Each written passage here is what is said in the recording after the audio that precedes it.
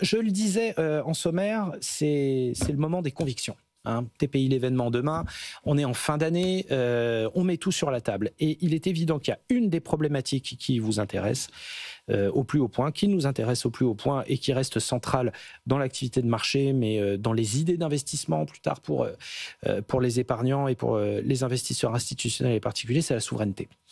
La souveraineté, l'infrastructure, l'électricité, la défense, tout ça est lié finalement et constitue finalement à la fois un dossier qui tend tout le monde, mais qui est aussi un vrai appel d'air pour l'ensemble du tissu industriel français, européen. Et ça, c'est... Autant on a eu une sorte de très grosse déclaration d'intention de l'Europe en début d'année, et puis voilà, on attendait un petit peu que les choses reprennent parce qu'il n'y avait plus trop de nouvelles à ce niveau-là. Géraldine Métifeux, là, en fin d'année, ça reprend de plus belle la souveraineté, la défense, deux thématiques centrales. Deux thématiques centrales, et pour d'apporter de l'eau à votre moulin, Antoine, en réalité, on avait annoncé à la fois en Allemagne et à la fois en France dès le printemps que les décisions, les investissements seraient pris à l'automne, pour plusieurs raisons. D'une part, parce que BPI, il fait le temps qu'ils aient les autorisations IMF pour lancer leur fonds, par exemple, oui. Ce qui est tout bête, mais bon, chez nous, ça prend toujours beaucoup de temps. En Allemagne, manifestement, c'est parce qu'ils n'arrivent pas à se mettre d'accord. Mais donc, finalement, le timing est relativement tenu. On est toujours à l'automne, on n'est pas encore en hiver. Et puis on a eu avant-hier, une sorte de sommet un peu de la défense avec l'arrivée du président ukrainien en France, qui a été l'occasion de certaines démonstrations, notamment pour U-Space et notamment également pour Alta Ares, dont je crois Olivier voulait parler également. Ouais. Donc ça veut dire quoi? Ça veut dire qu'effectivement on se met en ordre de bataille pour précisément ce qui nous intéresse nous sur le tissu industriel. Donc pour l'investisseur, au fond, on est plutôt sur la PME, TPE, on n'est pas sur le côté, on est sur le non-côté, on est sur ce qui est très à la mode, le private equity. Et c'est un petit peu justement toute l'initiative de BPI qui rappelait que voilà, le secteur de la défense en France, ok, c'est des big caps, c'est Dassault, c'est Thales, c'est ce que vous voulez. Safran. C'est avant tout un tissu de petites PME familiales, très locales, qu'il faut soutenir parce que on leur demande d'investir et de produire, alors que bon, ils partent de pas grand-chose au départ. Donc voilà, faut vraiment avoir l'œil dessus. Exactement, et donc on peut saluer U-Space qui a été fondé en 2018 et qui vient de lever 24 millions d'euros. Alors c'est toujours des chiffres qui passent un peu dérisoires par rapport aux États-Unis, mais enfin il faut quand même saluer le fait que 24 millions d'euros c'est pas complètement zéro non plus. Et notamment dans ceux qui participent, il y a le fonds du ministère des Armées qui participe à cette levée de fonds. Et l'idée c'est d'avoir au fond une constellation de nanosatellites opérationnels pour 2027, c'est-à-dire demain, hein, parce qu'on est quand même tout fin 2025. Et ils font des petits aéronefs pour ceux que ça intéresse. Ça fait entre 5 et 100 kilos. Je ne me rendais pas compte, mais 100 kilos, pour moi, c'est quand même gros, mais je ne me rends pas compte. Mais ils ont... Oui.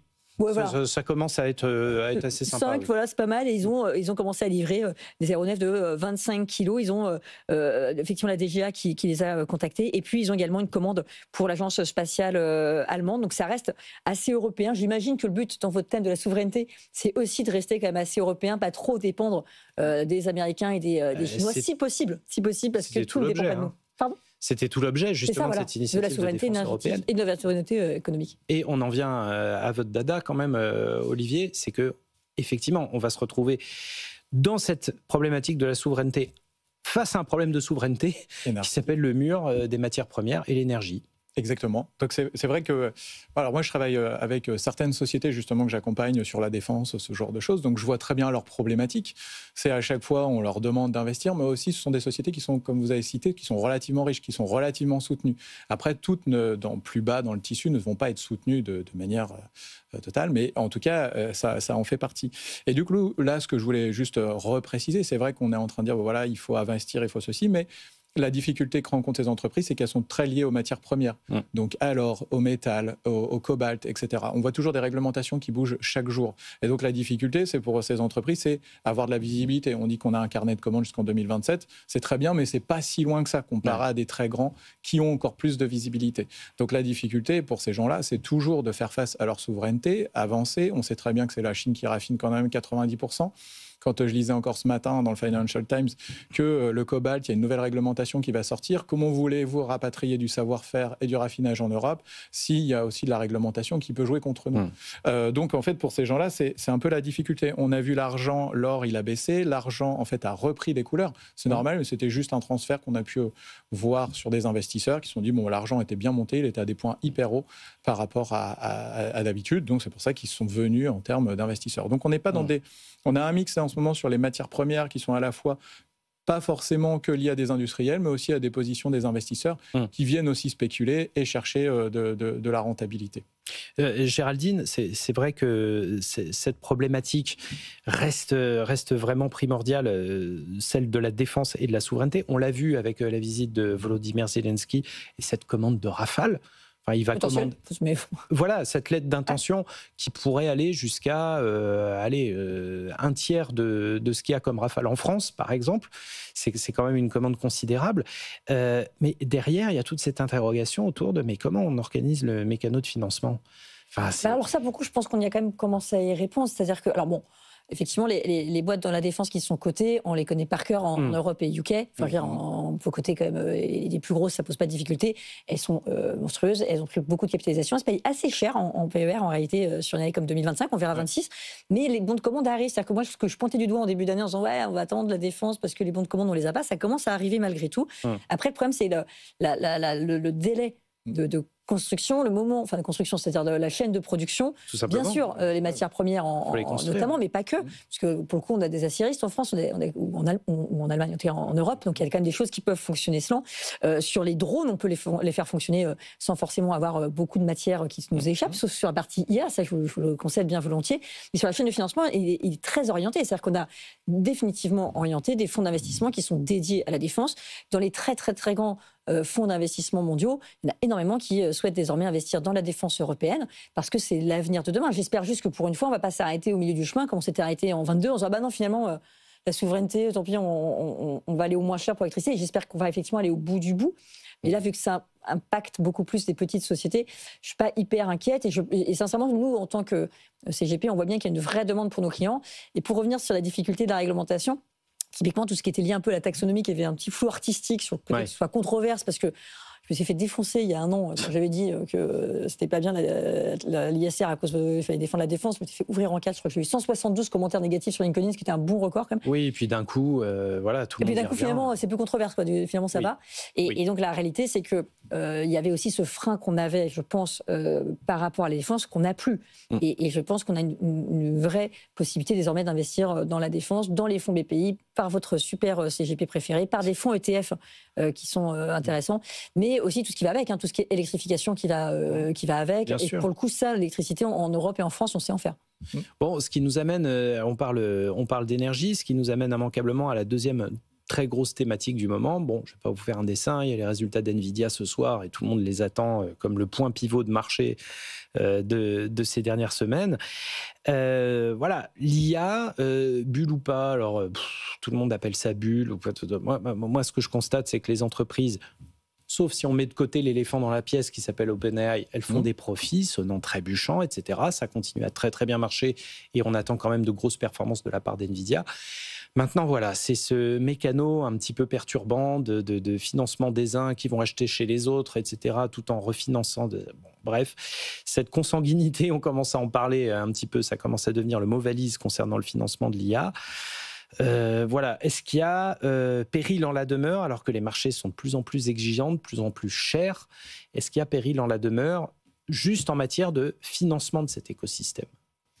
Alors, pour ma part, moi, je ne suis pas sur la partie bulle. Pour moi, on n'y est pas. Ce n'est pas comme en 2000, ou etc., où il n'y avait pas d'argent, il n'y avait pas de liquidité, c'était la difficulté. Aujourd'hui, enfin, voilà, on est quand même face à des GAFAM et des sociétés, les 7 fantastiques, qui ont quand même du cash, qui ont plus de 6 milliards de trésorerie, et du coup, investissent massivement dans cette dynamique. Donc, en fait, pour moi, des gens comme vous parliez de PER aussi, ils sont sur des niveaux qui peuvent être à 30, proches du luxe, etc. C'est pour ça que je ne vois pas, moi, pour le moment, une bulle, quoi que ce soit. Par exemple, le fait que, en gros, tout le monde fasse du cash, tout le monde fasse des bénéfices, mais qu'au milieu, il y a OpenAI tout le monde ne fait pas de bénéfices. Tout le monde ne fait pas de bénéfices. Enfin, la vraie difficulté, c'est la rentabilité d'applications professionnelles. Et si vous discutez un peu avec les mecs qui sont dans le business, globalement, ils vont vite s'en inquiéter. C'est-à-dire que le point de rentabilité d'NVIDIA, c'est quoi? C'est 2030. C'est ce qu'ils ont annoncé, ils ont repoussé. C'est-à-dire que la rentabilité de leurs applications... oui, bah oui, mais enfin quand même, quoi. Non, mais on parle d'NVIDIA, mais NVIDIA, ils ne font pas que ça. Hein. Heureusement, sinon je pense qu'ils ne seraient pas rentables du tout.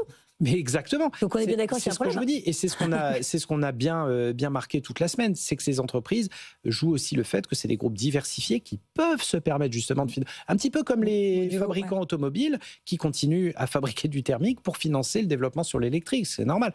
Mais au milieu de tout ça, il y a OpenAI qui engloutit du cash pour 15 ou 30 entreprises. Donc c'est pour ça que le modèle économique pose question et justement tire un peu un fil qui pourrait être inquiétant à terme. C'est-à-dire que les applications sont quand même relativement difficiles. Moi, je viens du milieu du logiciel où tout le monde se dit faut faire de l'IA, faut aider nos utilisateurs à faire mieux, à travailler mieux. En fait, il y a un gros sujet derrière, c'est combien vous allez le vendre, quel est le ROI. Et après, ce que tout le monde oublie, c'est que c'est toute la partie sécurité et puis aussi toute la partie législative qui tourne autour de tout ça. Qu'est-ce qu'on fait des datas? Où vont-elles? Est-ce que c'est bien étanche, etc. Et donc la difficulté aussi, c'est tout le monde me dit, est-ce que tu vas dans l'IA? Est-ce que tu vas pouvoir prédire où vont aller les marchés? Qu'est-ce qui va se passer? Quelle va être notre rentabilité? On peut s'appuyer sur ces points d'IA. En fait, on le fait déjà d'ailleurs. On le fait déjà, mais le sous-jacent qui est très fort pour toutes ces entreprises, c'est l'application, comment on le vend au client. Est-ce que demain, on va dire, de la recherche sur l'IA, ça coûte relativement cher, ça consomme quand même des ressources. On a bien vu qu'il y avait des géants de la tech qui avaient acheté des personnalités en IA très très cher, donc il y a un moment dans le business, il va falloir en fait le payer tout ça. Et donc la difficulté, et moi je le vois dans certains appels d'offres, tout le monde dit vous faites de l'IA, oui, après vous avez un questionnaire de sécurité qui est long comme le tour du plateau, et du coup on dit finalement je vais pas y aller. Donc on est vraiment opposé à des difficultés au quotidien. Et donc ça c'est super intéressant parce qu'il y en a qui justement mettent le sujet de côté en se disant non trop compliqué, moi je vais pas y arriver. Je crois qu'ils le mettent d'autant plus de côté, Olivier Amaury, que le ralentissement de la croissance économique, les incertitudes économiques qui planent, aidées par Trump, aidées par les problèmes européens, parce qu'on ne parle jamais de la Commission européenne, on ne parle jamais de von der Leyen, mais elle est très souvent soumise à des motions de censure également. Et en réalité, le fait qu'on veuille moins investir, on ne va pas se projeter sur l'IA immédiatement. Donc tout ce qui est peut-être dans le pipe, il sera peut-être encore moins en 27 ou en 28. Et donc, peut-être que les projections 26 vont être revues à la baisse. Et donc, oui, moi, je pense plutôt que la bulle va éclater. D'autant que... Et moi, je suis un peu contre, mais je ne crois pas, parce que du coup, il y a pas mal d'argent. Mais c'est pas le problème de l'argent, c'est le problème de la valorisation. C'est que quand vous avez fait 1500% sur NVIDIA, vous vendez, les gars. Moi, j'aurais déjà vendu, mais non, mais il y a un moment où vous vendez. Évidemment, vous vendez. Et là, on perd 5% en quoi? Sur le Nasdaq, on perd 5% en 5 séances? C'est que dalle. Et donc, ça va continuer. Non, mais même vous regardez le Bitcoin, c'est pareil. Le Bitcoin, c'est différent. Le Bitcoin, c'est purement spéculatif, alors que l'autre, il y a quand même un espoir d'en faire quelque chose un jour. Oui, mais... Oula ça, de moins en moins. Puis, jamais oublier, et ça, c'est un discours qui revient pas mal depuis le début de la semaine, sur attention, ça va très vite, les ruptures technologiques. Si quelqu'un sort une invention pour véritablement intensifier le pouvoir de l'IA, tout en disant non mais tous les investissements que vous avez, les 500 milliards de ceci, cela, en fait ça sert à rien, on arrive à faire de l'IA avec ça.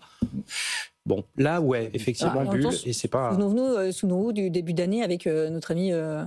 Ça a été avec notre ami chinois dont le nom merci m'échappe, et où ça a été un peu un trou d'air pour toutes les cotations européennes. Ça n'a pas fait de mal à Nvidia, quoi. Ça n'a pas fait de mal à Nvidia. Ça fait un petit trou, quoi. Oui, mais ils se sont fait chahuter. Ils sont revenus au niveau, là, quand vous regardez les 7 fantastiques, vous prenez leur cotation, ils sont revenus au niveau du 1er janvier, plus 5%. C'est parce que les gens sont assez bêtes pour acheter que des ETF, et donc forcément ils s'engouffrent systématiquement dans la même bulle, quoi. Moi,